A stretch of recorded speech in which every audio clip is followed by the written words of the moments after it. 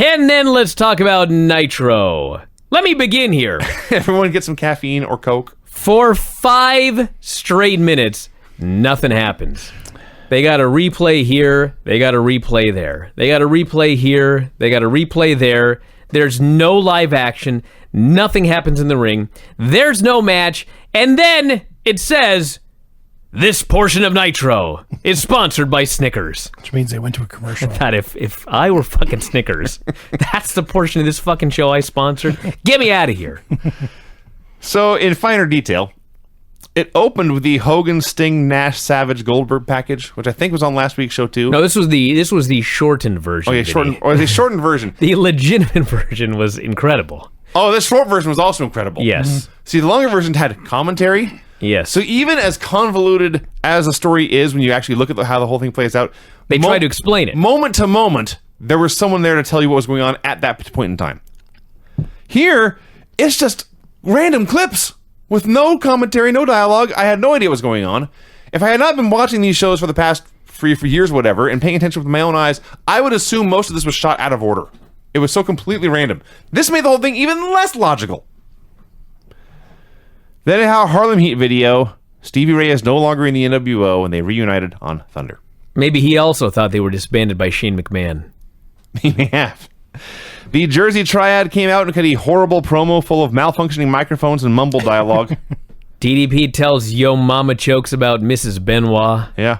Says David defends the U.S. title way better than Benoit ever did. You ain't got it. A guy like David has it way more than you, Benoit. Those were some legit fighting words right there. That was hokey. He was in for a beating later. Bam Bam Bigelow and Canyon versus Harlem Heat. So, this is funny. Jersey Triad are tag champs. And because they are Flair's buddies, when they defend the belts, he lets it do handicap matches. It's all 3 of them. I guess there's 2 men. But this is a non-title match. Therefore, they must fight fair. Yeah. And they can only do 2-on-2. Yes. So the storyline is, you must win a fair fight to earn the reward of a completely unfair fight where you get your ass kicked. Yeah, Okay. That's exactly it. Huh. I got to mention something very important here that plays out for the rest of the show here. At the beginning of this Nitro, in this opening match here on the show, this crowd was so hot. Sure. And what's the match? The reunited Harlem Heat, who are over like 2 Canes, against Canyon and Bam Bam Bigelow. One of them was Kane first. They go crazy for this match. They go crazy for these guys. Just heat blowing the roof off the place. Remember that. No pyro. So, let's see. It was not a very good match. They fucked Something was weird with the ropes. Did you notice that? Like No, but it was everybody, explain a lot. Canyon missed the ropes at one point and snapped his neck. You know, you do that deal, and then Yep. Booker was hitting him, and he hit him funny. Well, there was the heat spot was going to be somebody, I guess it would have been Booker hitting the ropes and Bigelow hitting him, but everyone fucked up everything. Maybe that's why. I don't know. But they did get the heat on him. He's cut off, and Bam Bam reaches his arm out for a tag, and Canyon says, no, I have to hit some moves. Many. He just does some moves, That's his deal. and he tags in Bam Bam. This guy, great heel heat with me. So it goes on for a while. There's interference, but it's fought off, and Booker goes up top. Paige goes to shove him off the ropes. Now, what happened was, I'll tell you what happened first. As Paige goes to get Booker, Benoit comes out and trips Paige on the apron. But the camera almost entirely misses Benoit. When I went back and watched it a second time, you can barely see him. I thought Paige just slipped. That is exactly what I thought happened. And not only that, Chris Benoit is not in his gear. No. He's in street clothes. Yeah. Absolutely. So I thought that DDP was going up to the apron to knock Booker off the top rope, and he slipped and the belt went flying. And then, like, some dude ran like a stagehand, goes sure to he's grab alive? the belt. Oh, okay, yeah. Then the stagehand's in the ring, like, chopping people. And I'm like, this is fucking Chris Benoit right there. So Paige does this amazing bump. The tab belt goes flying in the air. His feet go flying high in the air. That's like the best bump of his whole career. And Booker hits a missile dropkick and pins Canyon. And then Benoit cuts a promo on Paige And the place goes crazy for that finish. for this non-title win. Benoit cuts a promo on Paige. He knows all about Paige's duplicity. That's what he said. That's a weird word to use here. He vowed to show Paige that he does have it tonight. And then he says, don't you ever bring my mother into this again. They had a match later on based on Yo Mama jokes. Yeah. Okay. Dude, you think that's weird? I will read my next sentence here verbatim. Okay. Lenny and Lodi were talking about footy pajamas. Yeah, they wanted to know where Shat got his pink bunny slippers. I see. It's a good question. It's actually, where did Bagwell get them? Sting comes out for a promo. He says he wants a match with Sid Vicious and Rick Steiner tonight. Now, last week they did a tag match and Hogan was his partner, which Sting mentioned. And then he mentions here, I need a partner tonight. And I thought at the time that he was going to ask Hogan to be his partner again. Yeah. And he says, who do you fans think I should pick? And they all say, Goldberg. I thought, well, you fucked yourself over now, didn't you, Stinger? No, but that was that was the plan. That was the plan. They outsmarted me. Which was hilarious because, as you said, Hogan wanted a partner last week. Yeah. Chose Sting. Yeah. Sting needs a partner this week. I'll choose Goldberg. Didn't choose Hogan. Maybe we'll go in a circle and next week Goldberg will ask Hogan to team with him. You know, I don't think that's going to happen, but So, it could on this show. Anyway. I'm pretty sure Goldberg has a concussion by the end of the show. I know exactly. By the end of the show, he had giant fucking staples in the back. Or glue. They glued it. Yes.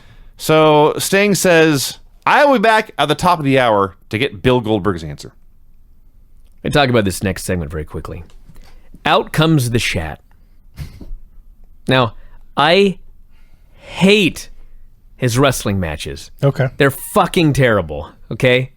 But I like his promos. He entertains me when he talks. Sure. I just wish he never had to work. He was legit pissed off when Bagwell came out in blackface. I'm sure he was. He was unaware that he was going to do that, apparently, and boy, was he mad. Good. Cuts a promo, says this is bullshit. Maybe that would have been funny in the 20s, but it's the 90s now. He says, I can whip anybody's ass without my red shoes. I'm a 3-time world karate champion, and I did it without the red shoes. Says, it might have been funny to everybody else. It wasn't funny to me. I'm going to whip somebody's ass tonight without my red shoes. He calls out the two girly guys. How ironic. I was thinking that. And he would show them where his pink shoes came from. So it was Cat versus Lenny and Lodi. And it was all downhill from there. I was unsure, really, even to this point, if this is a handicap match or just a singles match where one guy is also getting beat up. It was a handicap match. Was it a handicap match officially?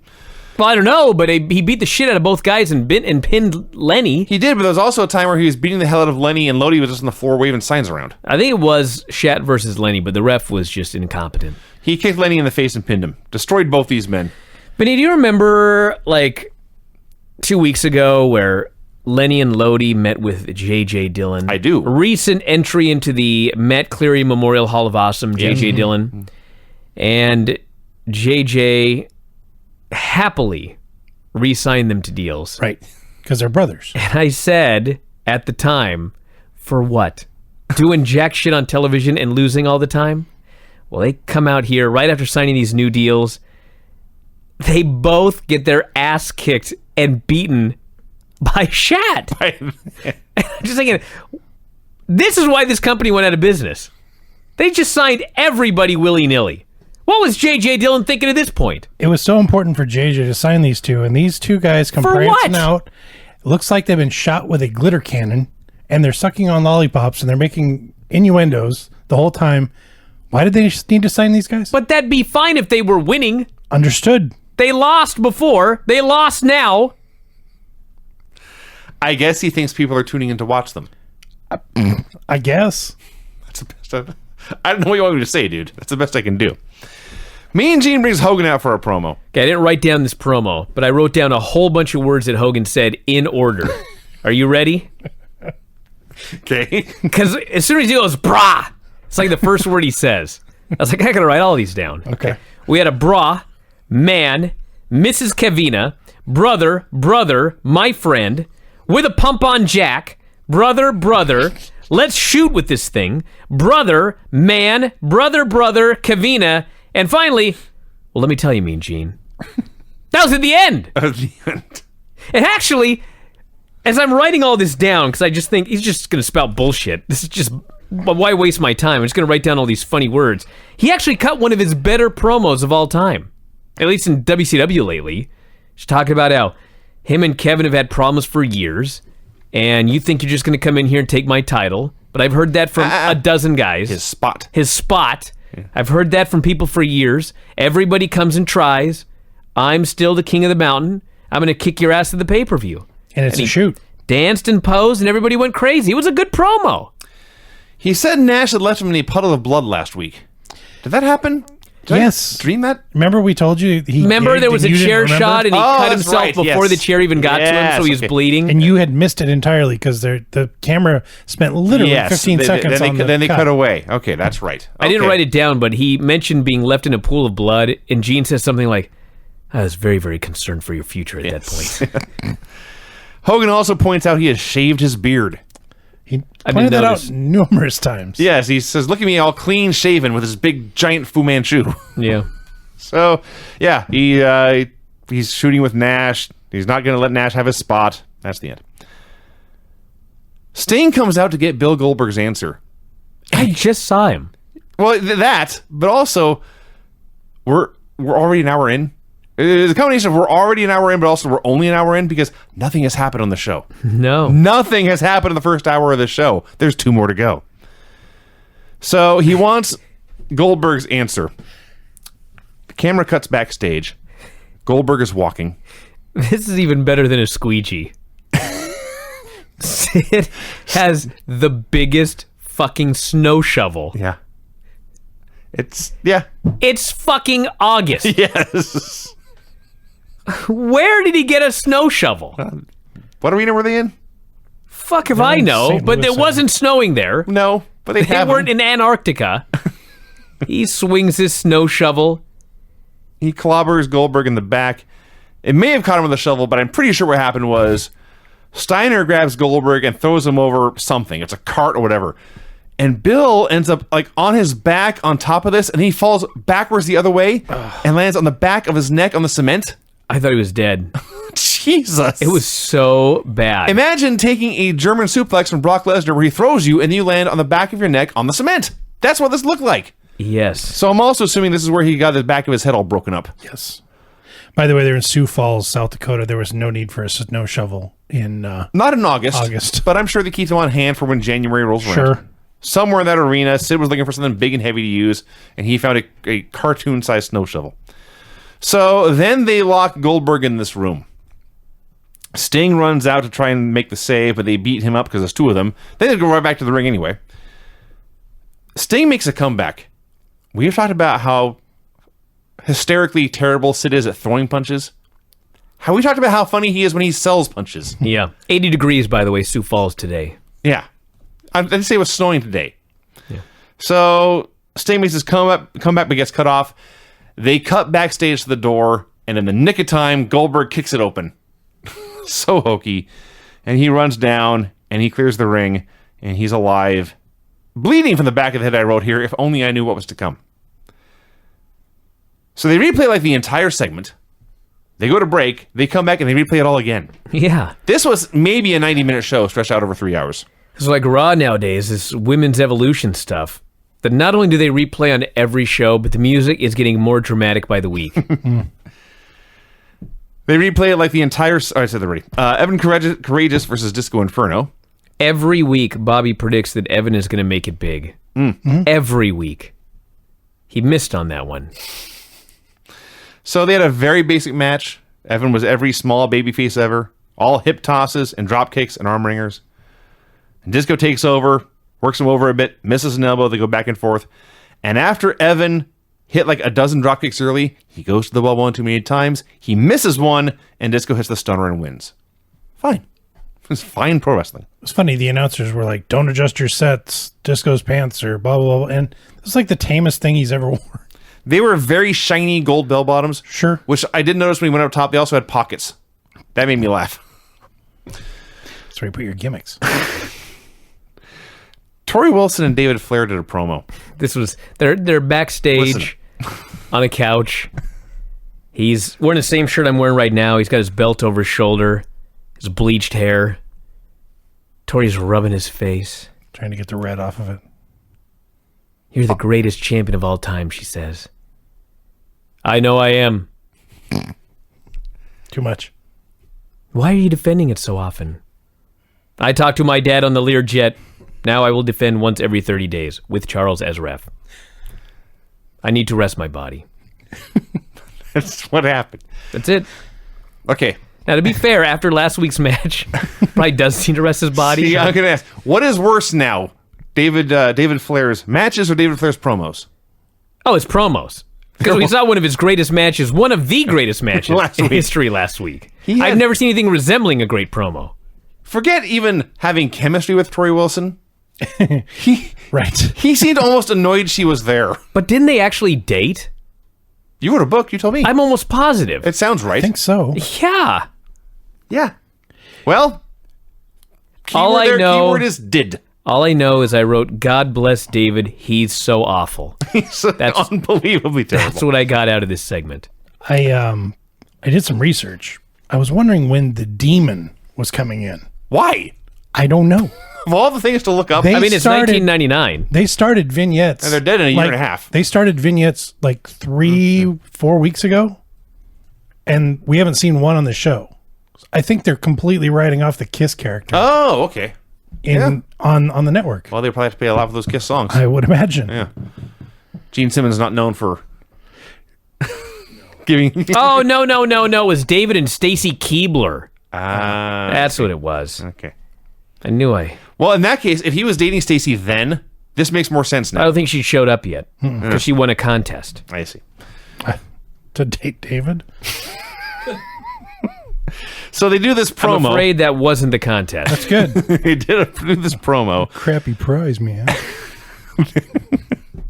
There's Hey, maybe David Flair's a nice guy, Craig. Maybe he is. He's just a bad wrestler and a terrible promo and has no charisma. But he could be a nice guy. He's a forest ranger now. Yeah. Yeah, someone needs to watch the trees. Someone does a great job taking care of trees. Yeah. Fuck, I'd love to be a forest ranger. You realize there's a lot of work in that. Well, Physical work.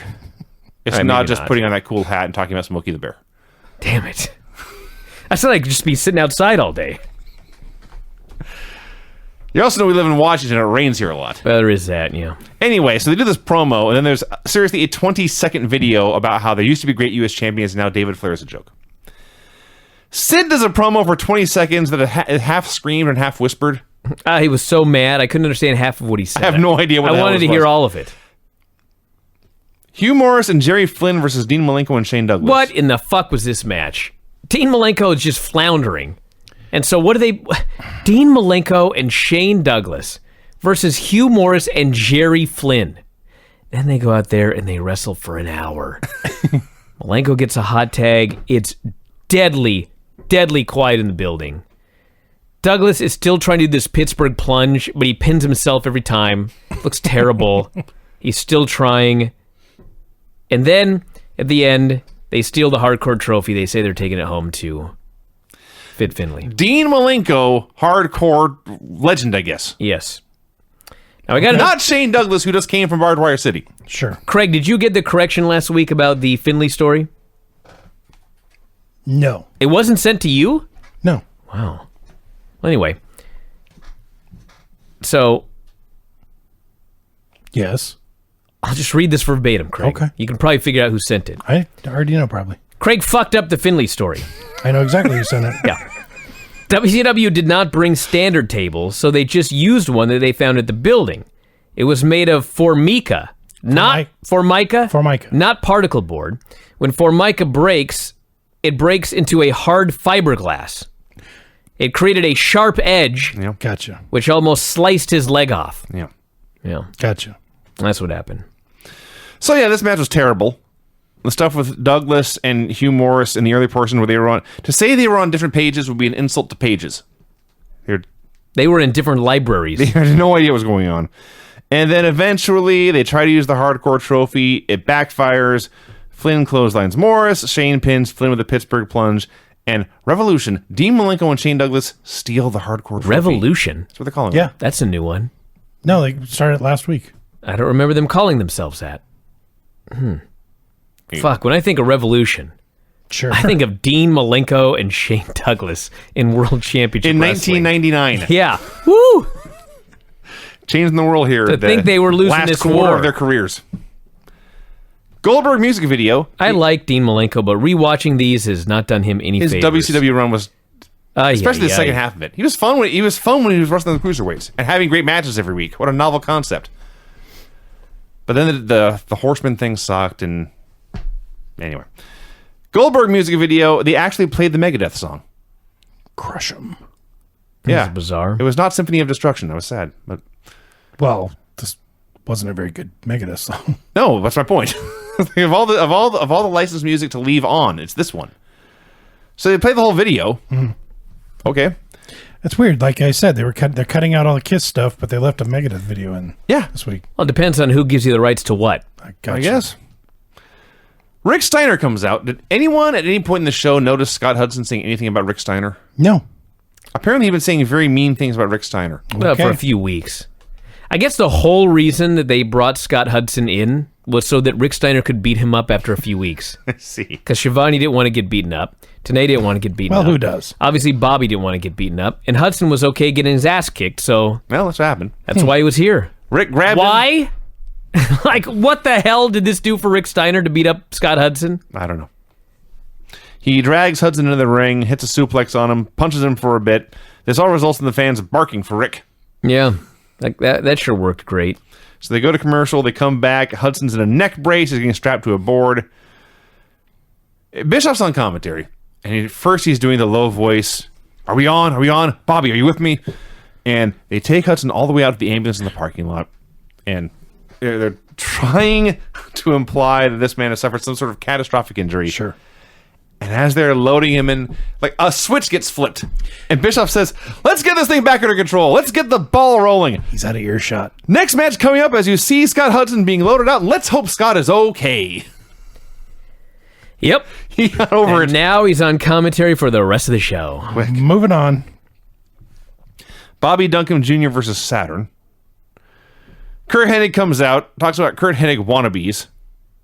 Now my song has gone to the top, and now I've got a country music wannabe. Chad Brock or Chet Flop or whatever he called him. Chad Brock. Going to be on the show next week. A country singer. Which was such good news because it means the show's going to be shorter. If he's going to do a concert. So I'm not familiar with Chad Brock.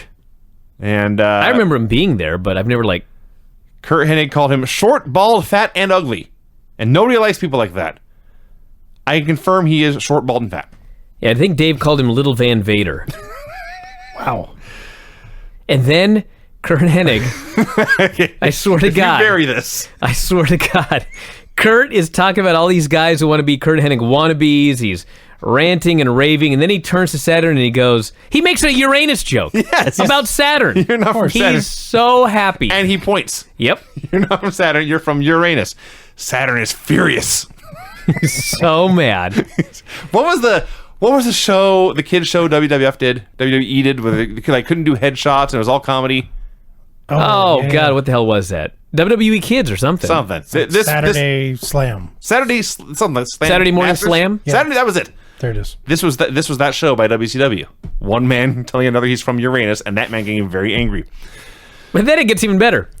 Kurt Hennig says, "Hey, Saturn, you're from Uranus." Ha ha! Saturn proceeds to beat the shit out of the other redneck. Yes. And he says, "Hennig, I want you. I'm so mad that you made fun of my anus. I want you right now." So, Kurt Hennig goes, "I'm in my street clothes." Saturn's in his gear because he was getting ready for a match. Mm-hmm. Hennig goes, "I'm in my street clothes." But then he goes, "You know what? I'm better in bar fights anyway." So in his street clothes, unprepared, he goes into the ring and he beats the shit out of Saturn. He beat him up for like 10 minutes. I was like, could you have made Saturn into a bigger geek than they did here on this show? So Saturn makes his comeback. He had planted, the bell rang, he hit a DVD on Duncum, he challenged Hennig hit the ring, and the bell rang again. Yeah. So that's what happened. Here he hits a DVD on Hennig, the Wyndham's attack for the DQ. Yep, and you know who's at ringside? Eric Bischoff, who for weeks has been giving his fucking speeches about how, we made a lot of mistakes, but we're going to turn this show around. I'm going to really lay down the law. These rednecks run in, he's like, oh man, bunch of rednecks in the ring. Mm-hmm. Huh. DQ. Could not give a shit less. So eventually, Malenko and Douglas run out and clean house. Bischoff says, they must have gotten word about what was going on. There are no monitors in the back. Okay, A, I find that very hard to believe. What? B, they only watch their buddies' matches if there's monitors convenient. on a show where there's sneak attacks and sabotages and ambushes every week. Yes. Chris Benoit versus DDP. Am I the only one that was bored by this match? No, the announcers were very clearly bored. Audience is dead quiet. I enjoyed the match. It was Okay. It was a fine TV match that absolutely nobody cared about. I think Benoit debuted the Rolling Germans here. First time I remember him using them. Let's see. David Flair runs out, gets knocked off the apron. Page hits a roll-up. Benoit reverses it and gets the win. But the attack continued. It was funny. The Jersey Triad attacks, and they distract Benoit, and Page hits a diamond cutter. They're about to get in the ring, but Page holds up his hand and says, wait a second. And then I guess they left, because they disappeared from this segment. So Page hits a bunch of diamond cutters, and David Flair is out there cackling. I have no idea where Kanyon and Bigelow went. So remember that other Sid promo I talked about, how we couldn't understand anything he said? Yes. I believe they aired that and realized no one can understand a damn thing. Let's shoot it again. Because we got another Sid promo. He was whispering again, but it was loud enough you could hear him better. So he promised his wins would pile up higher than anyone could count. I will be the Millennium Man. Yeah. I laughed. That's on the other show, by the way, and it debuts next week. With a much better payoff. Finally, we get the segment that made this show exciting. This is why we review Nitro second now. Macho Man Randy Savage comes out of his fucking mind. Yeah. Threatening to kill Hulk Hogan. I'm glad of one thing, because remember last week I tried to play math with who hates who and thus who was on what side? Yes, sure. Savage clarified everything here. Hogan, you're dead. Nash, you're dead. Rodman, you're real dead. Okay, he just hates everybody. Yes, Sure, fine. he's a crazy man. I can understand this now. He says his girlfriend George is under lock and key. She's missing. He's locked her up somewhere. Well, she keeps getting kidnapped. No one seems very concerned about this. Calls out Dennis Rodman, but Miss Madness comes out instead. I love Molly Holly. This was the goddamn worst acting in the history of this program. And think of the ground that covers. She was really cute, though. She was very cute. I believed everything Macho Man said. I didn't believe a word she said. She says, Macho, I can't do justice to this. I'm just going to say what she said.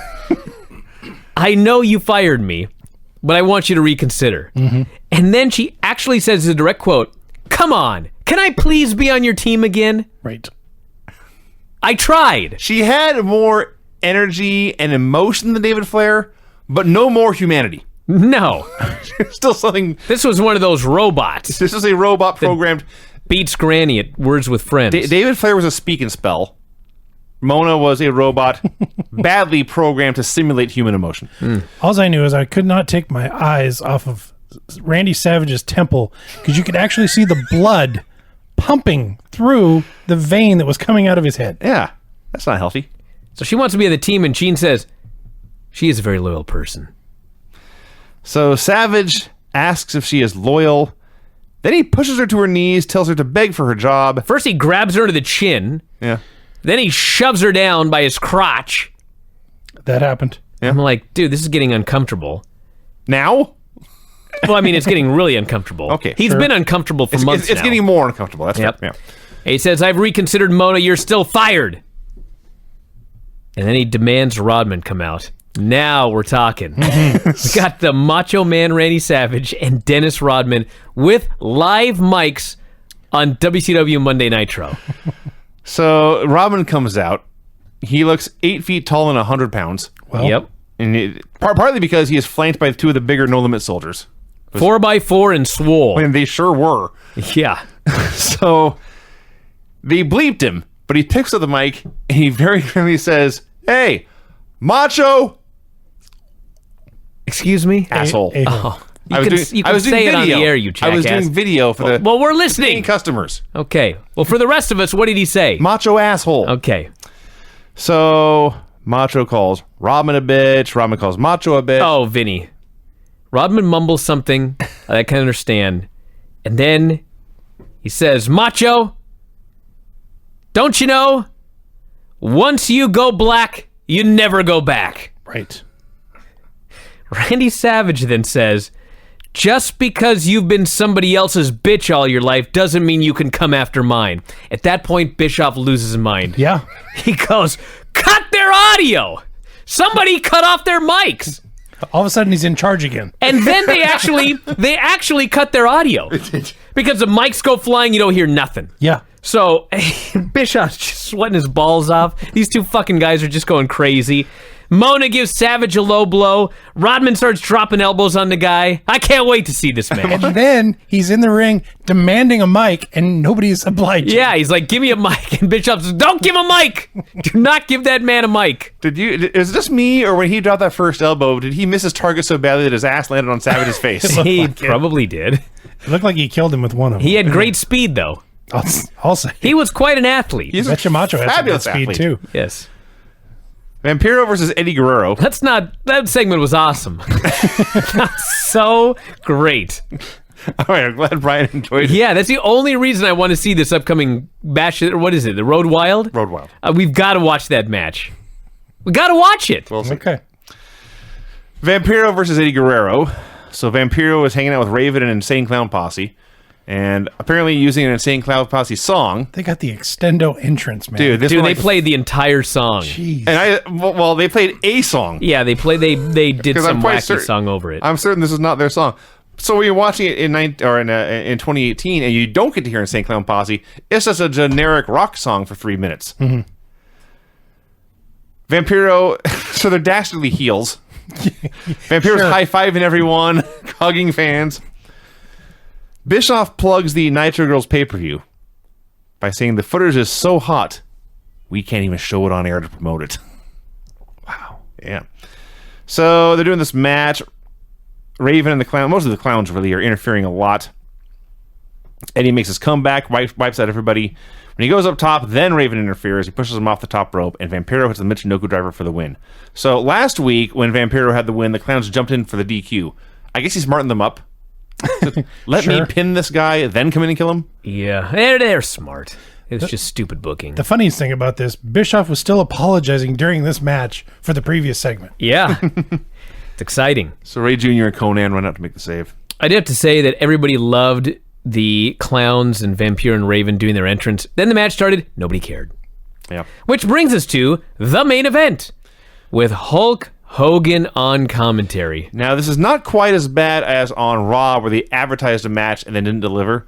They teased a match here between Hogan and Nash for the main event, and then when you get to the main event, you find out it's not there. So Hogan comes out to do the commentary. It's Rick Steiner and Sid versus Sting and Goldberg. I don't know what music the heels had here. What in the It's like hell? a happy dance song. It was like what we used for your finish. I was going to get a striped shirt on and go clubbing. This is music. So Goldberg's over. Then Goldberg comes out and they play Megadeth. Yeah, he's over a huge. It doesn't matter. Yeah. So speaking of huge, the lump on Goldberg's head. Oh, my God. Yeah. It was funny because Bischoff said, it's the size of an orange. I'm like, come on. And they turned sideways. Oh, my God, that's the size of an orange. Dude, most oranges It's a are not this watermelon. big. And it is in fact super glued shut because you can see the Yep. line running down the back. Yep. Sabu was there. So it's Goldberg. He's indestructible. This giant hematoma on his skull and nothing to slow him down. They're doing this match. It's pretty crappy. Dude, it's horrible, and the crowd is dead. Mm-hmm. And God bless Hulk Hogan. Like, I'm sure he thought he was doing the right thing. Really? But on commentary, he's trying to act like it's WrestleMania 3. He's so excited about all this stuff that's going on. Everybody in the crowd is dead.